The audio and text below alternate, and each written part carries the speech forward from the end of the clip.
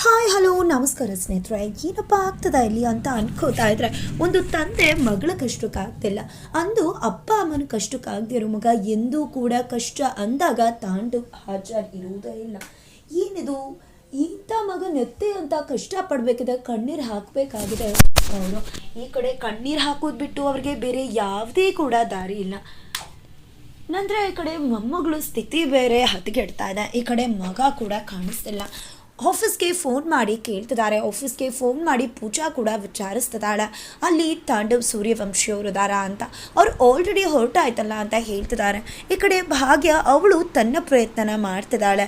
ಈ ಕಡೆ ಮೆಸೇಜ್ ಮಾಡಿದಾಳೆ ತಾಂಡವ್ಗೆ, ಈ ರೀತಿ ತನ್ವಿ ಪುಟ್ಟಾಗ ಆಕ್ಸಿಡೆಂಟ್ ಆಗಿದೆ, ಬ್ಲಡ್ ಬೇಕಾಗಿದೆ, ತುಂಬಾ ಅರ್ಜೆಂಟ್ ಇದೆ, ನಿಮ್ಮದು ಅವ್ರದ್ದು ಇಬ್ರದ್ದು ಒಂದೇ ಬ್ಲಡ್ ಗ್ರೂಪ್ ಅಲ್ವಾ, ಆದಷ್ಟು ಬೇಗ ಬನ್ನಿ ಅಂತ. ಬಿಕಾಸ್ ಪಾಪ ಅವಳು ಅಂದ್ಕೊಂಡಿದ್ದಾಳೆ, ಇಂಟೆನ್ಷನಲಿ ಕಾಲ್ ರಿಸೀವ್ ಮಾಡ್ತಿಲ್ಲ ಅಂದ್ಕೊಂಡಿಲ್ಲ, ಯಾವುದೋ ಒಂದು ಕೆಲಸದಲ್ಲಿ ಬ್ಯುಸಿ ಆಗಿರ್ಬೋದು, ಅದಕ್ಕೋಸ್ಕರ ಕೆಲಸದ ಒತ್ತಡದಲ್ಲಿ ಅವ್ರು ಕಾಲ್ ರಿಸೀವ್ ಮಾಡ್ತಿಲ್ಲ, ಒಮ್ಮೆ ಬಿಡುವಾಗ್ತದಾಗೆ ನೋಡಬಹುದು ಅಂತ ಆ ಒಂದು ಹೋಪ್ಸ್ನ ಮೇಲೆ ಮಾಡಿದಾಳೆ. ನಂತರ ಈ ಕಡೆ ತಾಂಡವ್ಗಂತೂ ಏನು ಮಾಡಬೇಕು ಅಂತ ಗೊತ್ತಾಗ್ತಿಲ್ಲ. ಮಹೇಶ್ ಸುಂದ್ರಿ ಕಾಟ ಸಹಿಸೋಕ್ಕಾಗ್ತಿಲ್ಲ. ಅವರ ಆ ಒಂದು ನೇಚರು, ಅವ್ರ ನಡವಳಿಕೆಯಿಂದ ಅವನಿಗೆ ಹುಚ್ಚಿಡೋದು ಹೋಗ್ತಾ ಇದೆ. ಅದ್ರ ಜೊತೆ ಈ ಜನಗಳು ಬೇರೆ ಒಂದೆರಡು ಮಾತಾಡ್ತಾರಾ, ಏನಿದು ಹುಡುಗಂಗೆ ಆಲ್ರೆಡಿ 48 ವರ್ಷ ಆಗಿರೋ ಥರ ಇದೆಯಲ್ಲ ಅಂತಿದ್ದಾಗ, ಏನು ಮಹೇಶ್ ಸ್ವಂತ ಅಪ್ಪನ ಥರ ಏನು ನನ್ನ ಮಗನ ಬಗ್ಗೆ ಆ ರೀತಿ ಮಾತಾಡೋದು, ಏನು ನಿಮ್ಮ ಮಗಳಿಗೇನೋ ಕಡಿಮೆ ಏಜ್ ಆಗದೆ ಇದೆಯಾ, ನನ್ನ ಮಗ 40 ವರ್ಷ ಆಗಿರ್ಬೋದು, ಏನು ನಿಮ್ಮ ಹುಡುಗಿಗೇನು ಕಡಿಮೆನಾ ಅಂತ ಒಂದು ಜಟಾಪಟಿನೇ ಶುರು ಆಗಿಬಿಡುತ್ತೆ. ಇಲ್ಲಿ ಏನೋ ಅವ್ರಿಗೆ ಗೊತ್ತಿಲ್ಲದೆ ಮಾತಾಡ್ಬಿಟ್ರು, ದಯವಿಟ್ಟು ಕ್ಷಮಿಸ್ಬಿಡಿ, ಅವ್ರಿಗೆ ತಿಳಿಲಿಲ್ಲ ಅಂತ ಈ ಕಡೆ ಶ್ರೀವರ್ ಅವರು ಹೇಳ್ತಿದ್ದಾರೆ. ಜೊತೆಗೆ ನೋಡಪ್ಪ ತರುಣ್, ನಿಮ್ಮ ತಂದೆ ತಾಯಿಗೆ ಸ್ವಲ್ಪ ಸುಮ್ಮನಿರಿ, ಸಮಾಧಾನ ಮಾಡಪ್ಪ, ಏನೋ ಗೊತ್ತಿಲ್ಲದೆ ಆಗೋಯ್ತು ಅಂದಾಗ ಈ ಕಡೆ ತಾಂಡವ್ಗೆ ಇರ್ಸು ಮುರ್ಸಾಗತ್ತೆ. ಬಟ್ ಏನೋ ಅನ್ಕೊಳ್ಳಿ, ಒಂದು ನಿಮಿಷ ಅವ್ರನ್ನ ಸುಮ್ಮನೆ ಇರಿಸ್ಬಿಟ್ರೆ ಆಯಿತು ಅಂತ. ಅಪ್ಪ ಸುಮ್ಮನಿರಿ, ಬನ್ನಿ ಹೋಗೋಣ ಅಂತ ಹೇಳಿ ಎಲ್ಲರನ್ನ ಕರ್ಕೊಂಡು ಹೋಗ್ತಾನೆ. ನಂತರ ಈ ಕಡೆ ತಾಂಡವ್ಗೆ ಏನು ಡ್ರೆಸ್ ಇದರಲ್ಲೇ ನಿಂತ್ಕೋತೀನಿ ಅಂತ ಹೇಳಿದಾಗ ಹೇಗಾಗತ್ತೆ, ಇದರಲ್ಲಿ ರಿಂಗ್ ಎಕ್ಸ್ಚೇಂಜ್ ಮಾಡೋಕ್ಕಾಗತ್ತಾ, ಎಂಗೇಜ್ಮೆಂಟ್ ಮಾಡೋಕ್ಕಾಗತ್ತಾ, ಟೀ ಶರ್ಟ್ ಪ್ಯಾಂಟಲ್ಲೆಲ್ಲ, ಅದು ಹೇಗೆ ಸಾಧ್ಯ?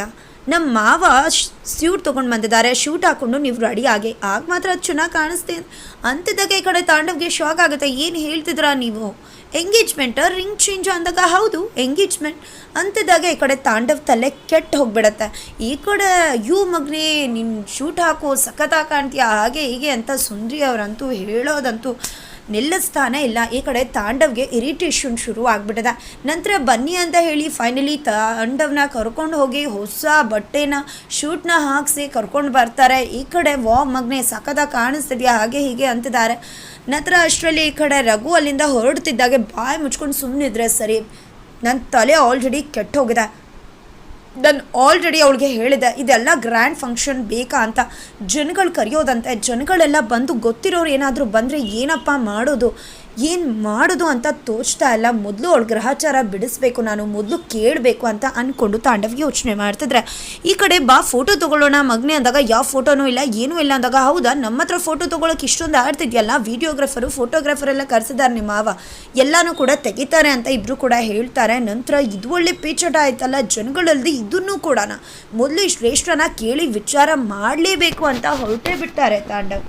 ನಂತರ ಈ ಕಡೆ ಮಹೇಶ್ಗೆ ಸುಂದ್ರಿ ಫೋಟೋ ಎಲ್ಲ ತೆಕ್ಕೊಂಡಿಟ್ಕೊ, ಆಮೇಲೆ ದುಡ್ಡು ಪಿಕ್ಕಕ್ಕೆ ಬೇಕಾಗತ್ತೆ ಅಂದಾಗ ನನಗೆ ಗೊತ್ತಿಲ್ವಾ ಏನು ಮಾಡಬೇಕು ಅಂತ ಅಂತಿದ್ದಾಗ ಇದನ್ನು ಕೇಳಿಸ್ಕೊಳ ತಾಂಡವ್ ವಾಪಸ್ ಬರ್ತಾನೆ. ಏನು ಸ್ಕೆಚ್ ಹಾಕೋತಿದ್ದೀರಾ ನೀವು ಅಂತ ಹೇಳಿ ಫೋನ್ನ ಕಿತ್ಕೊಂಡು ಅವ್ರಿಗೆ ಸರಿಯಾಗಿ ಬೈದು ಅಲ್ಲಿಂದ ಫೋನ್ನ ಕಿತ್ಕೊಂಡು ಹೊರಟೇ ಬಿಡ್ತಾನೆ. ತಾಂಡವ್ ಇದನ್ನೆಲ್ಲ ದೂರದಿಂದ ರಘು ನೋಡ್ತಾರೆ. ನೋಡಿದೆ ಏನದು ತಾಂಡವ್ ಯಾವ ರೀತಿ ತರುಣ್ ಅವರು ಅವ್ರ ತಂದೆ ತಾಯಿ ಜೊತೆ ಬಿಹೇವ್ ಮಾಡ್ತಿದ್ದಾರೆ, ಏನೋ ಆಗ್ತದೆ, ತಾಂಡವ್ ಅವ್ರ ಅಪ್ಪ ಅಮ್ಮನ ಜೊತೆ ಬಿಹೇವ್ ಮಾಡೋ ರೀತಿನೇ ಸರಿ ಇಲ್ಲ ಅಂತ ಯೋಚನೆ ಮಾಡ್ತಿದ್ದಾರೆ ರಘು. ನಂತರ ಈ ಕಡೆ ತಾಂಡವ್ ಅಂತೂ ನಾನು ಹೇಳಿದ್ದೆ ಇದೆಲ್ಲ ಬೇಕಾಗಿದೆಯಾ ಅಂತ, ಹೇಗೆ ಇವಳು ಕಾಟಕ್ಕೆ ಸುಮ್ಮನೆ ಯಾರಿಗೂ ಕಾಣ್ದಾಗೆ ಮದುವೆ ಆಗಿ ಮುಗಿಸ್ಬಿಡೋಣ ಸಿಂಪಲ್ಲಾಗೆ ಅಂತ ಅಂದ್ಕೊಂಡ್ರೆ ಈ ರೀತಿಯೆಲ್ಲ ಮಾಡ್ಕೊಂಡು ರೆಡಿ ಆಗಿದ್ದಾರೆ. ಆಮೇಲೆ ಯಾರ ಮುಂದೆನಾದ್ರು ಸಿಕ್ಕಾಕೊಂಡ್ರೆ ನಾನೇನು ಮಾಡಬೇಕು ಅಂತ ಅಂದ್ಕೊಂಡಿದ್ದೆ ಶ್ರೇಷ್ಠ ರೂಮಿಗೆ ಬರ್ತಿದ್ದಾರೆ. ಅದಕ್ಕೂ ಮೊದಲು ಸಾಕಷ್ಟು ವಿಷಯಗಳು ನಡೆದು ಹೋಗ್ಬಿಟ್ಟಿದೆ. ಈ ಕಡೆ ಭಾಗ್ಯ ತನ್ನ ಗಂಡ ಕಾಲ್ನ ರಿಸೀವ್ ಮಾಡ್ತಿದ್ದಾಗ ಶ್ರೇಷ್ಠಗೆ ಕಾಲ್ ಮಾಡಿರ್ತಾಳೆ. ಶ್ರೇಷ್ಠಗೆ ಕಾಲ್ ಮಾಡಿದ್ದೆ ಈ ಕಡೆ ಶ್ರೇಷ್ಠ ಕಾಲ್ ರಿಸೀವ್ ಮಾಡ್ತಾಳೆ. ರಿಸೀವ್ ಮಾಡ್ತಿದ್ದಾಗೆ ಈ ಕಡೆ ಅವ್ರನ್ನ ನೋಡಿದ್ರ ನನ್ನ ಫೋನ್ಗೆ ಸಿಗ್ತಿಲ್ಲ ಅವರು, ಅದಕ್ಕೋಸ್ಕರ ನಿಮಗೆ ಕಾಲ್ ಮಾಡಿದೆ ಅಂದಾಗ, ಇಲ್ಲ ಭಾಗ್ಯ ನಾನು ಆಫೀಸಿಂದ ಹೊರಟಾಗ ಅವನು ಅಲ್ಲೇ ಇದ್ದ, ನಂದು ಎಂಗೇಜ್ಮೆಂಟ್ ಇದೆ ಅಲ್ಲ, ಹಾಗಾಗಿ ನಾನು ಊರಿಗೆ ಬಂದಿದ್ದೀನಿ, ಫಂಕ್ಷನಲ್ಲಿದ್ದೀನಿ ಅಂತ ಹೇಳ್ತಾರೆ. ಹೌದಾ, ಸರಿ ಆಯಿತು, ನಿಮ್ಗೆ ಏನಾದರೂ ಸಿಕ್ಕಿದ್ರೆ ದಯವಿಟ್ಟು ಅವ್ರಿಗೆ ಇನ್ಫಾರ್ಮ್ ಮಾಡಿಬಿಡಿ, ನಾವು ಕಾಲ್ ಮಾಡಿದೆ ಅಂತಿದ್ದಾಗಿ ಏನಾಯಿತು ಏನು ಅಂತ ವಿಚಾರ ಮಾಡ್ತಾಳೆ ಶ್ರೇಷ್ಠ. ಅದಕ್ಕೆ ನನ್ನ ಮಗಳು ತನ್ವಿಗೆ ಆಕ್ಸಿಡೆಂಟ್ ಆಗಿಬಿಟ್ಟಿದೆ, ಅವಳಿಗೆ ತುಂಬಾ ಬ್ಲಡ್ ಲಾಸ್ ಆಗಿದೆ, ಅವ್ರದ್ದು ಮತ್ತು ತನ್ವಿದು ಒಂದೇ ಬ್ಲಡ್ ಗ್ರೂಪ್, ಅದಕ್ಕೋಸ್ಕರ ಅವ್ರನ್ನ ಕಾಂಟ್ಯಾಕ್ಟ್ ಮಾಡ್ತಿದ್ದೀವಿ, ಅವಳಿಗೆ ಬ್ಲಡ್ ಬೇಕಾಗಿದೆ, ಬಟ್ ಅವ್ರು ಕಾಲ್ನ ರಿಸೀವ್ ಮಾಡ್ತಿಲ್ಲ, ನಿಮ್ಗೇನಾದ್ರು ಸಿಕ್ಕಿದ್ರೆ ದಯವಿಟ್ಟು ತಿಳಿಸಿ ಅಂತ ಹೇಳಿ ಕಾಲ್ ಕಟ್ ಮಾಡ್ತಾರೆ. ನಂತರ ಈ ಕಡೆ ಕೇಳಿಸ್ತಾನೆ ಇಲ್ವೇನೋ ಅನ್ನೋ ರೀತಿ ಬಿಹೇವ್ ಮಾಡಿರ್ತಾಳೆ ಶ್ರೇಷ್ಠ. ನಂತರ ಈ ಕಡೆ ಏನಿದು ಭಾಗ್ಯ ಯಾಕೆ ಕಾಲ್ ಮಾಡಿದ್ಲು, ಇನ್ನೊಬ್ರು ಸಂಸಾರ ಹಾಳು ಮಾಡಿ ನಿನ್ನ ಖುಷಿ ಸೌದನ ಕಟ್ಕೋತಿದ್ಯಲ್ಲ, ನಿನ್ಗೇನು ಅನಿಸೋದಿಲ್ವ, ಆ ತರುಣ್ಣು ಅವ್ರ ಫ್ಯಾಮಿಲಿಯಿಂದ ದೂರ ಮಾಡಿಬಿಟ್ಟೆ ಅಲ್ವಾ ತಾಂಡವ್ನ ಅಂತ ಕಾವ್ಯ ಹೇಳ್ತಿದ್ರೆ, ನಾನೇನು ಮಾಡಿಲ್ಲಪ್ಪ, ಅವನೇ ಅವ್ನ ಫ್ಯಾಮಿಲಿಯಿಂದ ದೂರ ಆಗಿದ್ದಾನೆ, ಈಗ ಯಾಕೆ ಕಾಲ್ ಮಾಡಿದ್ಲು ಅಂದರೆ ಗಂಡ ಎಲ್ಲಿ ಅಂತ ವಿಚಾರಿಸೋಕೆ ಮಾಡಿದಾಳೆ ಅಂತಷ್ಟೇ ಹೇಳ್ತಾಳೆ ಹೊರತು ಏನನ್ನ ಕೂಡ ಬಿಟ್ಕೊಡೋದಿಲ್ಲ. ಬಿಕಾಸ್ ಅವಳು ಏನಾದರೂ ತಾಂಡವ್ಗೆ ವಿಷಯ ತಿಳಿಸೋ ಪ್ರಯತ್ನ ಮಾಡ್ತಾಳೆ, ಖಂಡಿತ ಮಾಡೋದಿಲ್ಲ, ಆಲ್ರೆಡಿ ಡಿಸೈಡ್ ಮಾಡ್ಕೊಂಡಿದ್ದಾಳೆ. ಈ ಒಂದು ವಿಷಯನ ನಾನೇನಾದರೂ ತಾಂಡವ್ಗೆ ಹೇಳಿಬಿಟ್ರೆ ಖಂಡಿತ ಅವನು ಮಗಳು ಅಂತ ಹೊರಟ್ಬಿಡ್ತಾನೆ, ಆಮೇಲೆ ಖಂಡಿತ ಈ ಒಂದು ಎಂಗೇಜ್ಮೆಂಟ್ ನಿಂತು ಹೋಗ್ಬಿಡುತ್ತೆ, ನನ್ನ ಎಂಗೇಜ್ಮೆಂಟ್ ನಿಲ್ಲಬಾರ್ದು, ನನ್ನ ಎಂಗೇಜ್ಮೆಂಟ್ ಆಗಬೇಕು ಅಂತ ಡಿಸೈಡ್ ಮಾಡ್ಕೋತಾಳೆ. ಜೊತೆಗೆ ಈ ಕಡೆ ಕಾವ್ಯ ಕೂಡ ನಿಮ್ಮ ತಂದೆಗೇನಾದ್ರು ಹಾರ್ಟ್ ಅಟ್ಯಾಕ್ ಇಲ್ಲದೆ ಇದ್ದಿದ್ರೆ ನಾನು ಖಂಡಿತ ವಿಷಯನ ತಾಂಡವ್ ಮದುವೆ ಆಗಿದೆ ಅನ್ನೋ ವಿಷಯನ ಹೇಳ್ತಾ ಇದ್ದೆ ಅಂತ ಕೂಡ ಹೇಳ್ತಾಳೆ. ಈಗ ಆಗೋದಿಲ್ವಲ್ಲ, ಬಿಡು, ಆಗೋದಿಲ್ಲ, ಒಳ್ಳೇದಕ್ಕೆ ಅಂತ ಶ್ರೇಷ್ಠ ಹೇಳ್ತಾಳೆ.